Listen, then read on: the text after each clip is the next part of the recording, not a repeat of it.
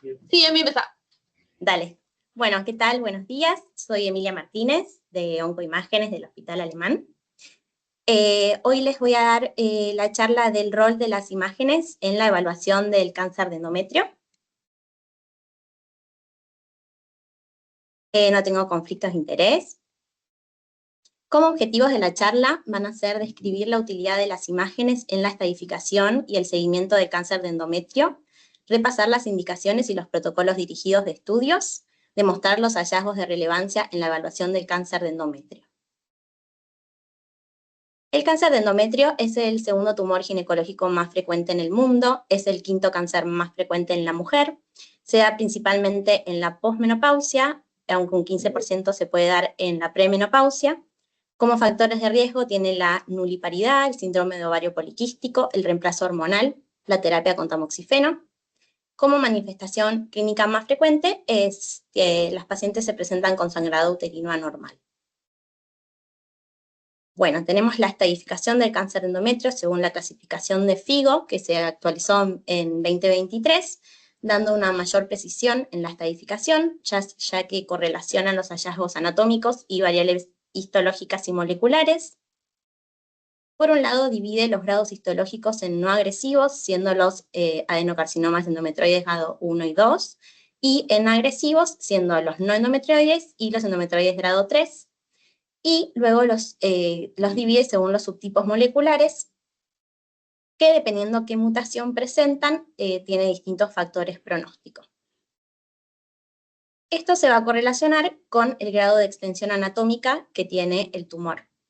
Y este es el rol donde podemos evaluar nosotros por la resonancia de pelvis, hacer una evaluación prequirúrgica de cuál es el grado de extensión anatómica que va a tener ese tumor, que luego se va a confirmar generalmente según la anatomía patológica luego de la cirugía. Para eso es muy importante para nosotros conocer los distintos puntos que tenemos que tener en cuenta a evaluar en la resonancia para poder constatarlo en el informe. Tenemos que tener en cuenta cómo es el compromiso locorregional de la lesión, si es una lesión que está confinada al endometrio, o si es una lesión que invade el miometrio, y sobre todo en los no agresivos que modifica su estadio, debemos ver si tiene una invasión del miometrio menor al 50% o mayor al 50%. También tenemos que considerar si la lesión está comprometiendo el cuello uterino, si está comprometiendo la serosa. Tenemos que ver si está comprometiendo ovarios y trompas, vagina, parametrios, vejiga, intestino. Saber si tiene compromiso peritoneal y si ese compromiso peritoneal es un nódulo aislado en la pelvis o si tiene compromiso más allá de la pelvis. Tenemos que evaluar también el compromiso ganglionar. Compromiso local van a ser las micrometástasis, que nosotros por la resonancia no las vamos a ver ya que son muy chicas. Y las macrometástasis sí, las vamos a ver. Tenemos que saber que son locales cuando el compromiso es pelviano y paraórtico infrarrenal. Y saber que ir a buscar si hay ganglios que se consideran a distancia, que son los inguinales y los paraórticos suprarrenales. Y también ver si tiene compromiso hematógeno. Bueno, para eso nosotros tenemos distintos métodos para evaluar el cáncer de endometrio. Está la ecografía, la tomografía, la resonancia y el PET. La ecografía va a ser el estudio inicial ante una paciente que consulta por sangrado posmenopausia, en un sangrado intermenstrual o anormal premenopausia, en el screen en pacientes con terapia hormonal. Se va a considerar un engrosamiento endometrial en las mujeres posmenopáusicas cuando tiene más de 5 milímetros el endometrio o tiene más de 8 milímetros si es una paciente con terapia hormonal. Y en la premenopausia el endometrio tiene variación cíclica, por eso cuando uno ve el endometrio engrosado se tiene que constatar en las distintas fases del ciclo para ver si es realmente un engrosamiento.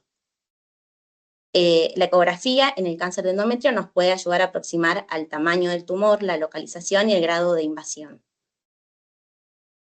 Pero después vamos a necesitar la resonancia de pelvis, que va a ser el método de elección para evaluar, para una evaluación prequirúrgica, Nos va a dar factores pronósticos, ayuda para el planeamiento terapéutico, para elegir la estrategia de preservación de fertilidad, y en el seguimiento para valorar la respuesta al tratamiento e identificar la recurrencia.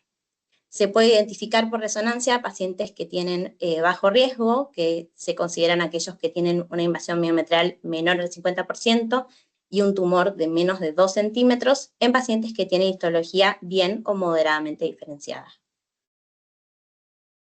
Para completar la estadificación y para el seguimiento, lo ideal es tener una tomografía de tórax y una resonancia de abdomen. También se puede hacer una tomografía de tórax, abdomen y pelvis, considerando las desventajas respecto a la resonancia, que tiene menor resolución espacial y menor sensibilidad en el compromiso locorregional y ganglionar. Y tenemos también el PET, que juega un rol complementario en el cáncer de endometrio.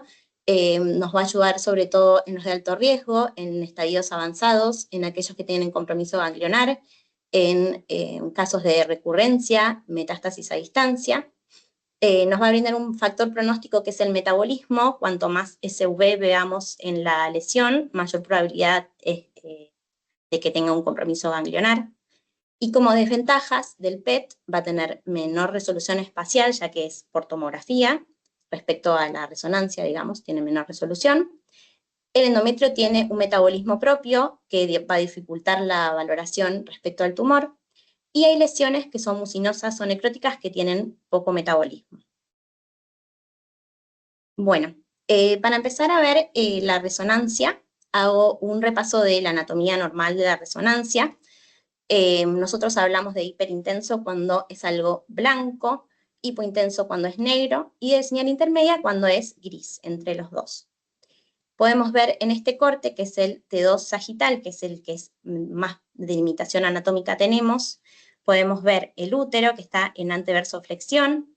Vemos en el centro que está el endometrio, que es hiperintenso, seguido por esta línea hipointensa, que es lo que llamamos la zona de unión o el miometrio interno. Esto es muy importante que nosotros lo podamos delimitar, porque es lo que vamos a ver si está interrumpido o no cuando evaluemos un tumor.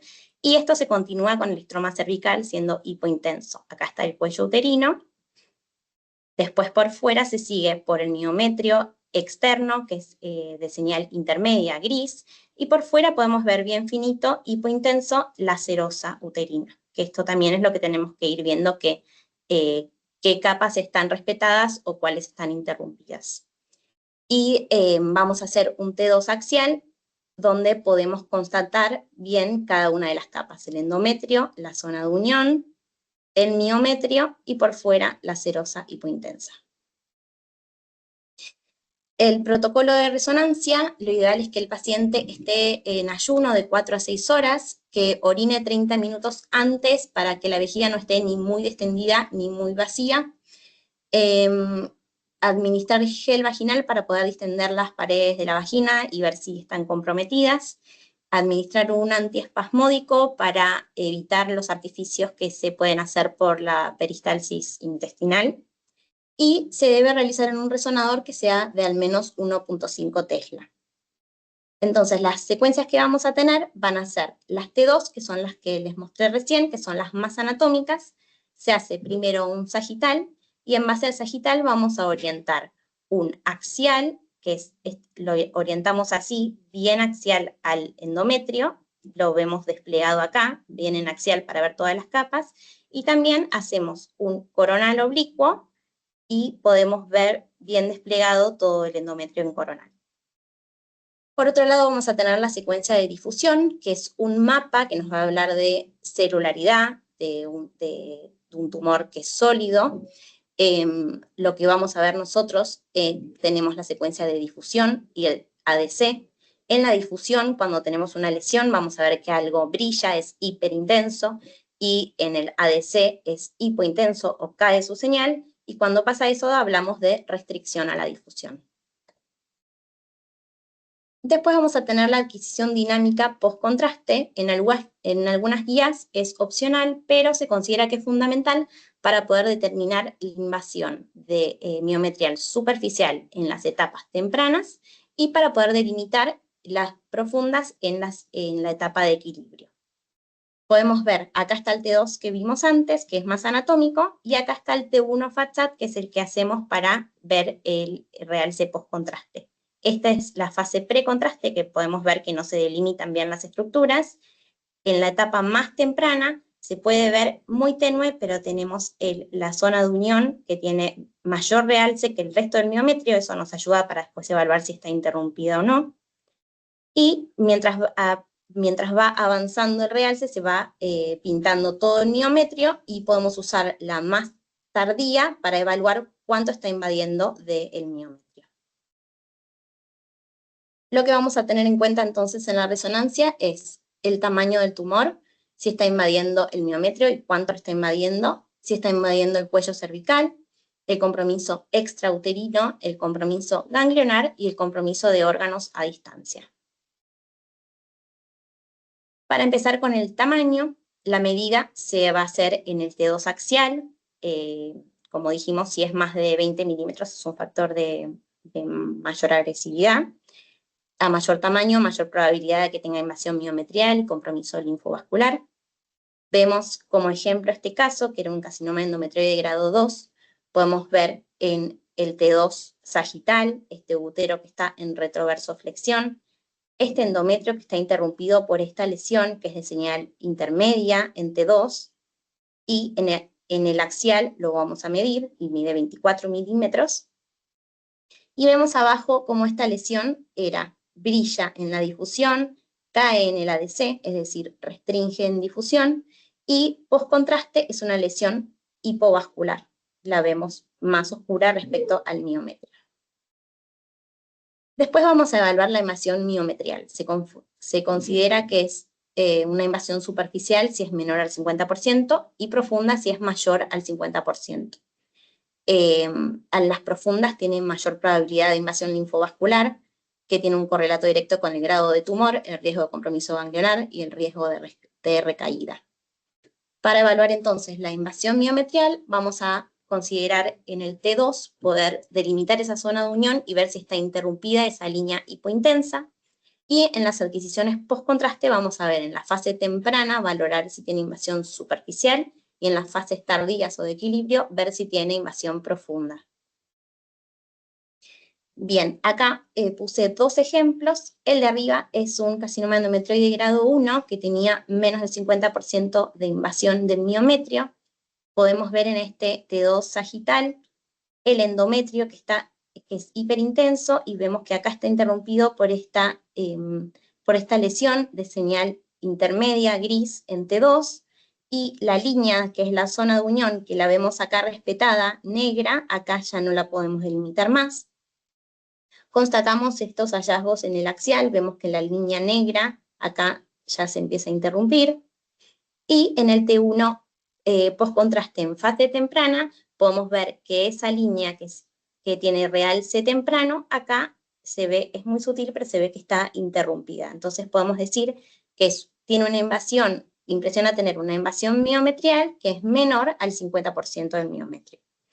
Y abajo tenemos un ejemplo de un carcinoma endometrioide grado 2, donde vemos una lesión que es mucho más voluminosa, que está en el tercio medio e inferior y se va hacia el cuello uterino, de señal intermedia en el T2. Lo constatamos en el axial, que no podemos delimitar la zona de unión en ninguna de sus sectores. Y podemos ver en el post-contraste en fase tardía, vemos muy bien pintado todo el miometrio y ahí podemos delimitar hasta dónde llega la lesión. Vemos que tiene miometrio respetado, que no llega a la serosa, pero que tiene una invasión mayor al 50% del miometrio. Tenemos que evaluar entonces la invasión cervical, que vamos a ver esa zona de unión que se continúa hacia el estroma cervical, que es hipointensa, ver si está interrumpida, y en las fases tardías ver si también está interrumpido el estroma cervical. Y es importante que nosotros distingamos si está invadiendo el estroma cervical o si es una lesión que está en el endometrio y está protruyendo hacia el canal cervical. Bueno, es un factor de mal pronóstico que tenga invasión cervical. Como ejemplo tenemos este carcinosarcoma uterino que vemos que tenemos en el T2, esta lesión que está comprometiendo casi la totalidad del útero, bien heterogénea, de señal intermedia en T2 y tiene áreas hiperintensas también. En el axial vemos esta lesión, vemos que casi ni vemos el miometrio, y acá donde está la topografía del cuello está reemplazada por el tumor. Este tumor lo vemos en axial, vemos que en la difusión brilla, que cae en el ADC, restringe, y en las adquisiciones post-contraste vemos que todo el cuello tiene el mismo realce heterogéneo que toda la lesión, entonces podemos decir que está comprometido. Bien, tenemos que evaluar también el compromiso seroso, que es la interrupción de la línea hipointensa. Vemos este mismo caso que vimos recién, donde yo voy delimitando la línea hipointensa y se va interrumpiendo acá, ya no la veo.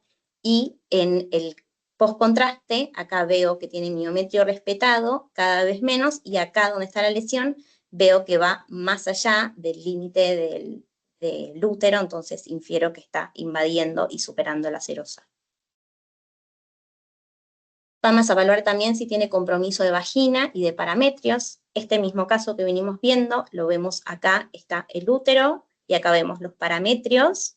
De este lado pareciera que está infiltrando el parametrio derecho, y en axial vemos que se está insinuando hacia ambos parametrios.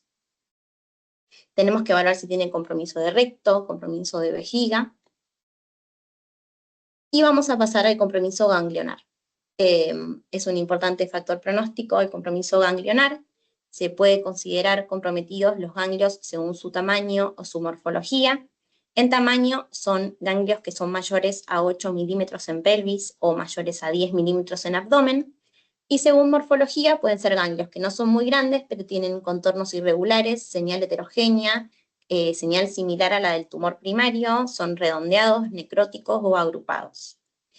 Podemos ver este mismo caso que venimos viendo, que tenía, este es el tumor, que era de señal intermedia e hiperintensa, bien heterogéneo, y vemos que tenía un ganglio ilíaco externo que tiene una señal similar a la del tumor, es gris y blanca. Y acá vemos otro caso donde los ganglios también son parecidos a la de la lesión primaria. Acá vemos un núcleo útero que era muy voluminoso con múltiples miomas, que son estos negros bien fibrosos, y vemos en el centro que tiene esta lesión de señal intermedia en T2, y vemos que tiene ganglios ilíacos externos e inguinales que tienen una señal muy similar a la del tumor primario. Era un carcinoma seroso este caso. Vemos este mismo caso que se realizó un PET y vemos que en la tomografía no se delimita, esta es la resonancia que venimos viendo, la lesión en la tomografía no se logra delimitar muy bien, pero cuando lo fusionamos con el PET, vemos que tiene este metabolismo que es muy alto de 26 SV, que era un indicador de que puede tener compromiso ganglionar, y vemos esos ganglios que vimos por resonancia, que los podemos delimitar por tomografía, son muy grandes, y vemos que son hiperintensos, hipermetabólicos, perdón, por PET. Y no tenía mayor compromiso a distancia en este caso. Bueno, también tenemos que valorar el compromiso a distancia, que puede ser por vía linfática o hematógena. La pulmonar es la hematógena más frecuente, la hepática es la intraabdominal más frecuente, y el compromiso peritoneal. Para eso nos van a ayudar los estudios complementarios, como la resonancia de abdomen, la tomografía de tórax y el PET. Acá podemos ver un caso de un carcinoma endometrioide grado 2, que tenía por tomografía de tórax estas lesiones nodulares en ambas bases pulmonares, que luego le realizamos, eran muy sugestivas de secundarismo, le realizamos un PET y eran hipermetabólicas ambas, sobre todo la derecha. Y acá vemos otro caso donde vamos a evaluar por el PET el compromiso a distancia. En este caso vemos un tumor que está comprometiendo más allá, acá está la silueta uterina, está comprometiendo más allá del útero, pareciera invadir. Acá tenemos compromiso de la vagina, tiene compromiso óseo, del ilíaco derecho, ganglionar. Esta paciente tenía una pequeña metástasis hepática y voluminosas metástasis suprarrenales. Bien, el riesgo de recaída se da dentro de los 2 años del tratamiento. La recaída puede ser ganglionar, en vagina o metástasis como pulmón, hígado, peritoneo y óseo. La resonancia va a ser ideal para evaluar la recaída locorregional, que se suelen ver como lesiones heterogéneas que están en la cúpula vaginal, que presentan restricción a la difusión y realce postcontraste. Y el PET nos va a ayudar a valorar el compromiso ganglionar y las metástasis a distancia.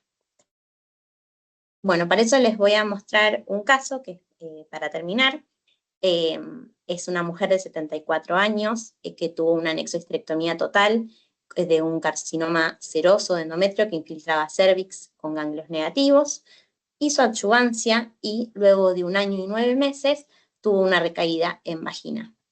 Acá podemos ver en la resonancia, en el sagital, acá veo la vejiga que estaba muy llena, ya no veo el útero, veo la vagina que tiene gel, que es esto hiperintenso, y esta lesión, que es de señal intermedia en T2, que está comprometiendo a la pared anterior de la vagina y protruyendo hacia el canal vaginal.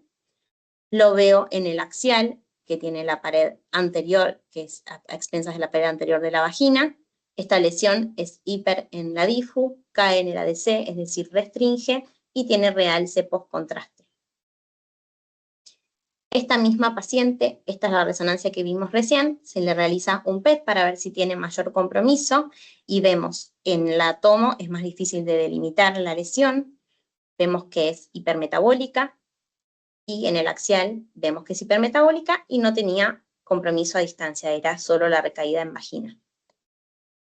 A esta paciente se le realizaron 6 ciclos de quimioterapia y radioterapia y tenemos arriba las imágenes que vimos pretratamiento y abajo luego del tratamiento, donde podemos ver que ya el canal vaginal está más distendido por el gel, vemos que la lesión tiene una marcada reducción de su tamaño, tiene una pequeña remanencia en la pared anterior y esa imagen remanente es hipointensa en T2, que nosotros nos da el índice de que tiene una respuesta fibrosa, que puede ser una cicatriz. Para eso tenemos que ir a constatar en el axial que no tenga lesión remanente y ver en la difu si algo brilla. Yo acá no veo nada que brille. Ver en el ADC si hay algo que cae y ver si algo realza postcontraste. Esta misma paciente tenemos el PET que se había hecho pretratamiento donde veíamos esta lesión hipermetabólica y no tenía mayor compromiso, y luego del tratamiento vemos que ya no brilla en el sagital, ya no brilla, ya no es hipermetabólico y no vemos mayor compromiso en otros sitios. Entonces, como conclusiones, la resonancia de pelvis nos brinda la mejor resolución espacial para evaluar el cáncer de endometrio y su compromiso locorregional. Conocer la forma de la estratificación y los factores pronósticos del cáncer de endometrio es fundamental para una adecuada valoración imagenológica de la enfermedad, y la selección de estudios complementarios según riesgos nos va a permitir un adecuado seguimiento del paciente. Esos son los artículos que utilicé para la charla. Y muchas gracias. Eso es todo.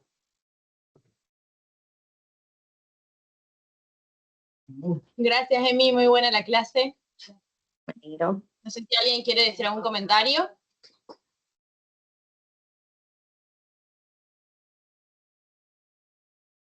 Emi, ¿está abierto el micrófono? Sí.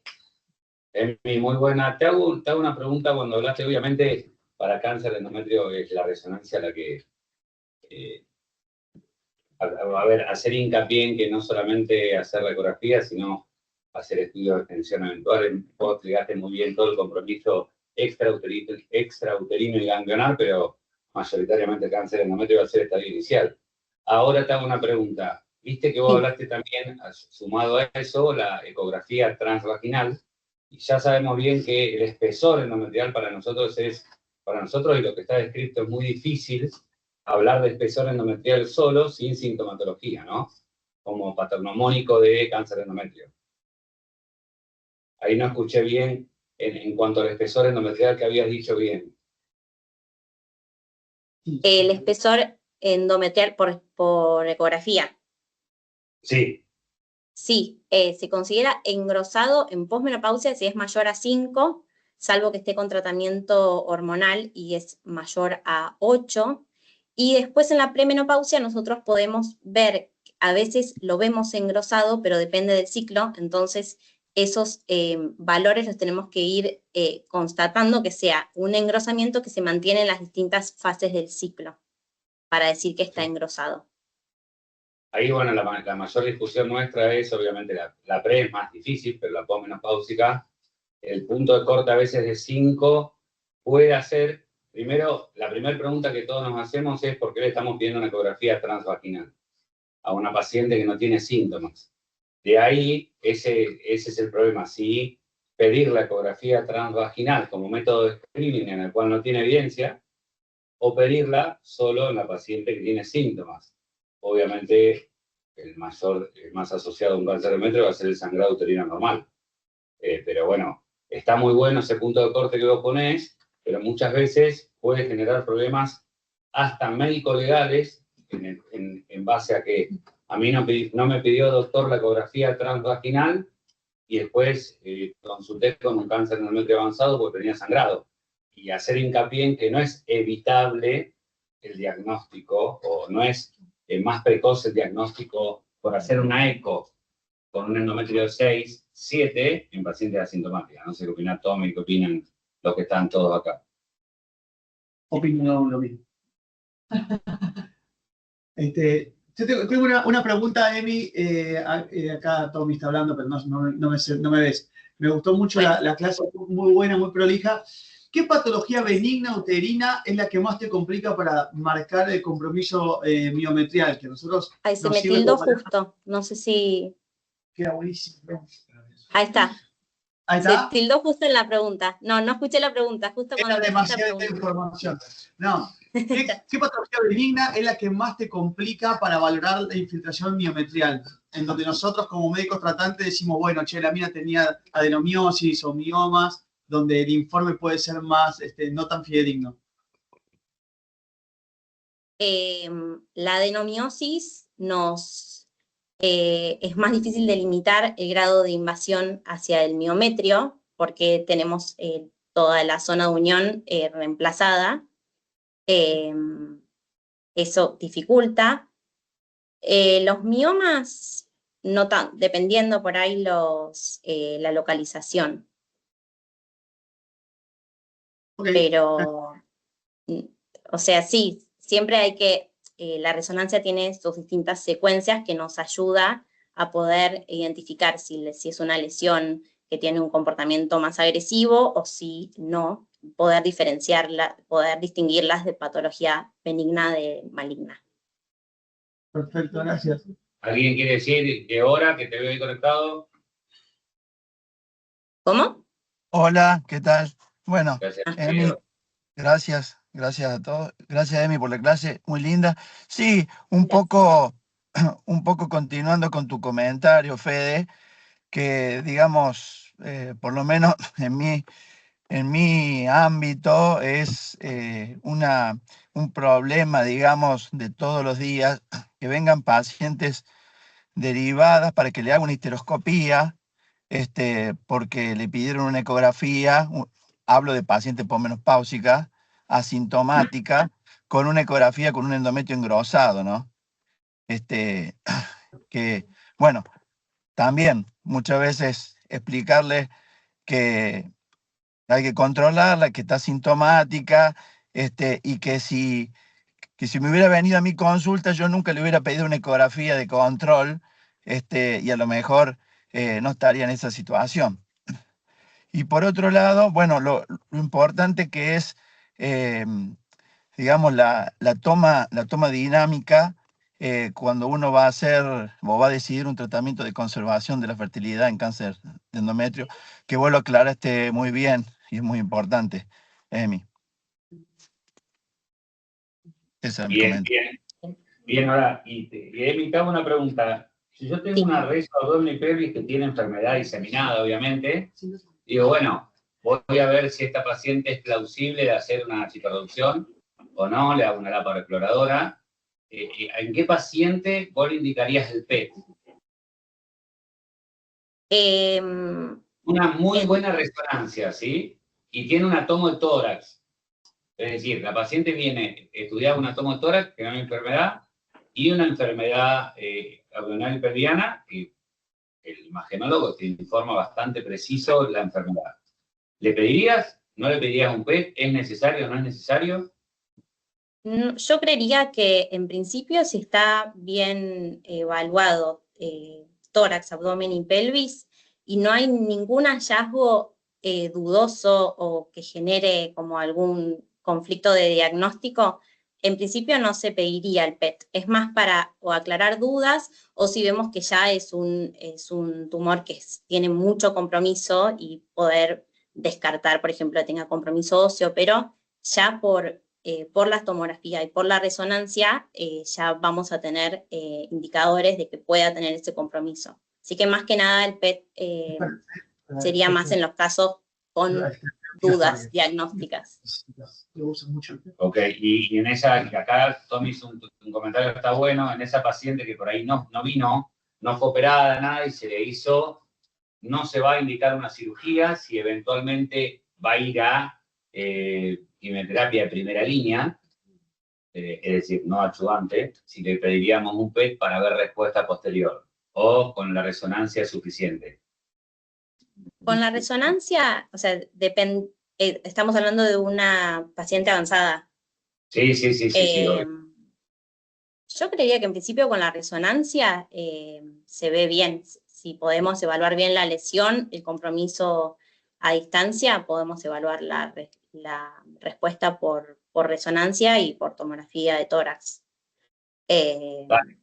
Pero o sea, también depende de cada caso. En general, con eso nos bastaría. Buenísimo, dale, Emi, mil gracias por la charla, gracias a todos por estar, nos vemos el Muchas jueves, gracias. una reunión patológica, ¿no? Sí. Gracias. Gracias. Hasta luego. Chao.